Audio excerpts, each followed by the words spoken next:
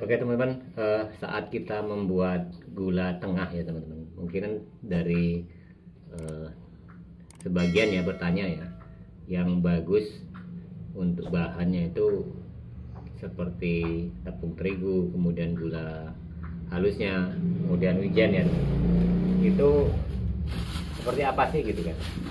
Nah jadi kebetulan kemarin juga ada yang bertanya tentunya, yang menanyakan gula apa yang dipakai kan gitu. Gula halus apa, merek apa ya seperti itu. Nah tentunya teman-teman ya, kalau bahan-bahannya itu semua standar sih gitu kan. Contohnya seperti gula halus ya, gula halus itu kan biasa teman-teman mungkin bisa giling sendiri. Kalau kita di sini kan menggunakan gula halus yang mereknya seperti ini ya, merek Ratu ya, nggak tahu kalau teman-teman semua karena beda-beda. Dan kemudian kalau tepung terigu seperti itu, tepung terigu ya kita mengikuti yang ada aja. Jadi kalau tepung terigu yang digunakan untuk gula halus itu ya, gula tengah teman-teman, itu tepung terigu apa saja bisa sih. Cuma kebetulan pas kita menggunakan tepung terigu ini kan buat adonan cakra ya kita mengikuti saja kan seperti itu. Nah kalau soal lainnya seperti wijen, ini wijen ya, bahan salah satu bahannya. Kemudian air ya teman-teman yang sudah kita siapkan seperti ini. Nah jadi nantinya gitu kan, kalau kita membuat gula tengah itu kan tentunya agar lebih berkualitas ya, artinya gula tengah yang kita hasilkan nanti, yang kita buat ini nanti odading ini bisa jadi dua ya teman-teman. Jadi seperti itu. Oke, jadi saya bahan ini ya yang saya gunakan teman-teman ya. Jadi untuk gula halus sendiri itu 1 kilo lebih ya, karena ini kan segini itu 250 gram ya. Jadi kalau 5 ini berarti kan 1 kilo, 2 atau 1 kilo seperempat ya. Kemudian tepung terigu ini sekitar 1 kilo, dan air sendiri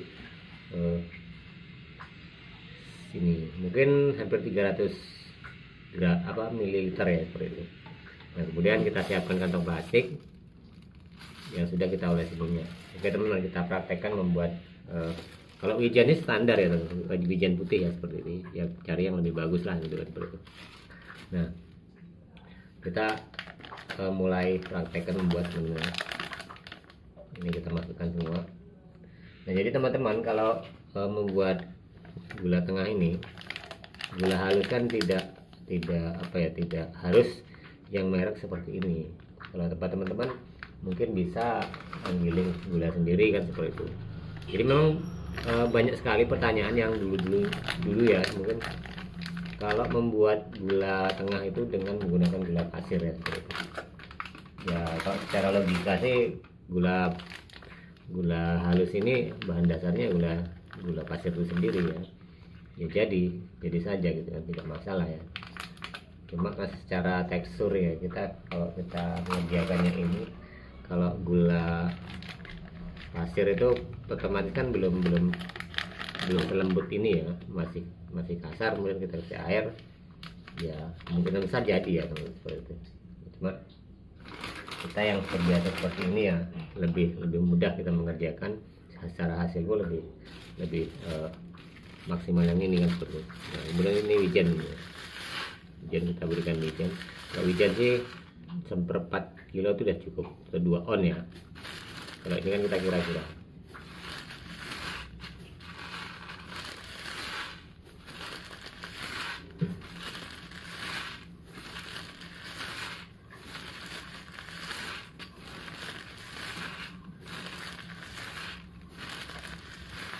Nah setelah gula tengah kita masukkan, kemudian wijen, langsung saja kita tambahkan air tadi yang kira-kira ada 300 ml ya, langsung kita masukkan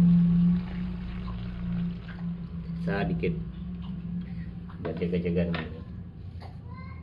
Nah setelah ini langsung kita aduk saja teman-teman. Jadi kalau membuat gula tengah itu simple ya teman, tapi gula tengah itu hasilnya sangat beresiko sekali, karena kalau gula tengah ini tidak bagus secara kualitas, itu akan mempengaruhi hasil kita di odading, karena kan odading yang kita buat itu ketika digoreng itu kan belah jadi 2 ya teman. Jadi kalau tidak bagus ya otomatis nantinya akan sangat berpengaruh teman. Makanya dari gula halusnya sendiri yang kita buat untuk gula tengah itu diusahakan gulanya bagus ya teman. Nah setelah rata seperti ini, nah ini kita aduk sampai rata, kemudian barulah kita masukkan tepung terigu teman. Jadi sebentar sekali sebenarnya kalau membuat gula tengah ini ya teman. Nah setelah ini baru kita masukkan tepung terigu. Ini kan sudah rata ya teman, gula halus, wijen dan air ini sudah rata, kita masukkan. Hanya simpel gini, ini langsung diaduk saja. Dan ini ya teman, ini kita membuat 1 kilo tepung terigu dan 1 kilo 1/4 gula halus, dan ini dipakai 2 harian ya teman, kadang lebih sedikit. Kalau saya membuat 4 kilo setiap hari untuk daging, jadi buat 8 kilo ya teman. Nah ini diratakan terus seperti ini.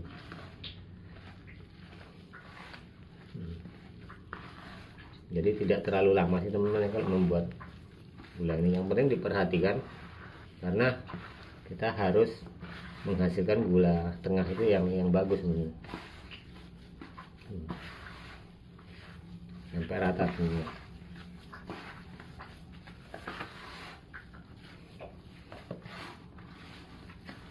Nah ini sudah rata teman-teman ya.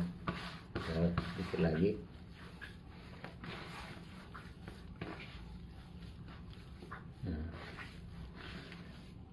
Nah, jadi ini sudah teman-teman. Jadi memang kalau membuat gula tengah itu tidak terlalu ribet ya. Hanya simpel saja. Yang penting saya mengatakan pada teman-teman bahwa bahan gula tengah ini, terutama gula halusnya, kemudian dia kualitasnya bagus.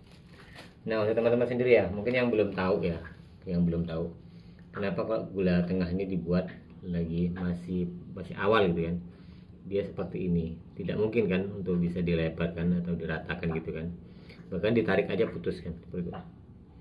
Nah kalau gula tengah yang bagus teman-teman ya, ini dibuat lembek seperti ini, kita masukkan ke dalam kantong plastik ini, dia besoknya ataupun nanti malam ya, dia semakin mengeras. Jadi bukan apa ya, artinya lentur gitu ya teman, dia tidak lembeknya berkurang gitu kan, mungkin ya dikatakan keras enggak ya, cuma dia nanti kalau dilebarkan lebih lentur kan seperti itu.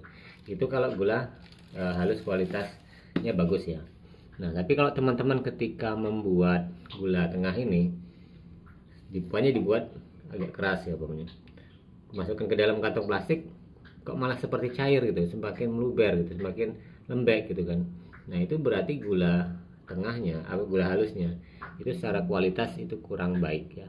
Jadi kalau pembedanya ya, jadi sangat apa ya, mudah sekali gitu kan. Jadi ini nanti masukkan dalam kantong plastik seperti ini, dia besok agak ngeras. Jadi ketika dilebarkan dia tidak pecah gitu teman-teman, tidak pecah. Nah kemudian kalau teman-teman mendadak ya membuat gula ini terus dipakai, itu sulit sekali teman. Bukan tidak bisa, tapi repot. Bayangkan mau kita melebarkan kalau kayak gini ya teman-teman. Nah, jadi bagusnya gula tengah ini dipakainya beberapa jam setelah dibuat teman-teman. Contohnya minimal lah, pokoknya 3-4 jam. Jadi kalau besok kita menggoreng gitu kan, meratakan adonan ini, berarti kan sorenya seperti sekarang teman-teman. Jadi sekarang sore ini untuk bahan besok, untuk meratakan dan gula tengah di odading untuk besok ya teman.